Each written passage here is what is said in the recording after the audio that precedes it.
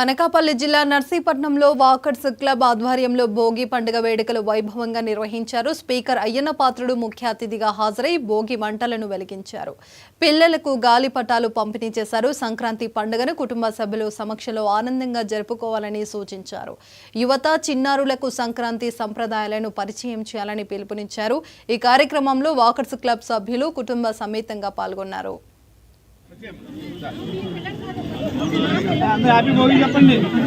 Happy Bhogi చెప్పండి.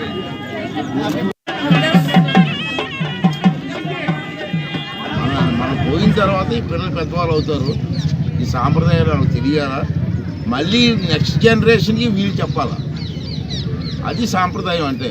దాన్ని మనందరం కూడా పాటించి ఈ సాంప్రదాయాన్ని పెంచడం కోసం, తెలుగు సాంప్రదాయాన్ని ఇంప్రూవ్ చేయడం కోసం, తెలుగు సాంప్రదాయాన్ని ప్రపంచవ్యాప్తంగా తీసుకెళ్ళడం కోసం మనందరం ప్రయత్నం చేద్దాం. అలాగే మన అయ్యప్ప స్వామి ఉత్సవాలు రేపు నుంచి ఉన్నాయి, 2 రోజులు. రేపు నుంచి కూడా ఆ ఉత్సవాలని మనందరం జయప్రదం చేద్దాం. ఎందుకంటే ప్రతి సాయంత్రం కూడా ప్రోగ్రామ్స్ ఉంటాయి 2 రోజులు. అందరం కూడా భార్య పిల్లలతో వచ్చి 2-3 గంటల ప్రోగ్రామ్స్ చూసి అందరం కూడా ఆనందంగా ఇంటికి వెళ్ళాల్సిన అవసరం ఉంది. కాబట్టి ఆ ప్రోగ్రామ్స్ అని ఈ ప్రోగ్రామ్స్ అయ్యప్ప స్వామి ప్రోగ్రామ్స్ కాదు, నర్సీపట్నంలో ఏ ప్రోగ్రాం జరిగినా, సాంప్రదాయ ప్రోగ్రాం ఏం జరిగినా, తెలుగుదనం ఉత్పత్తి ప్రోగ్రాం ఏం జరిగినా అందరం కూడా పార్టిసిపేట్ చేద్దాం.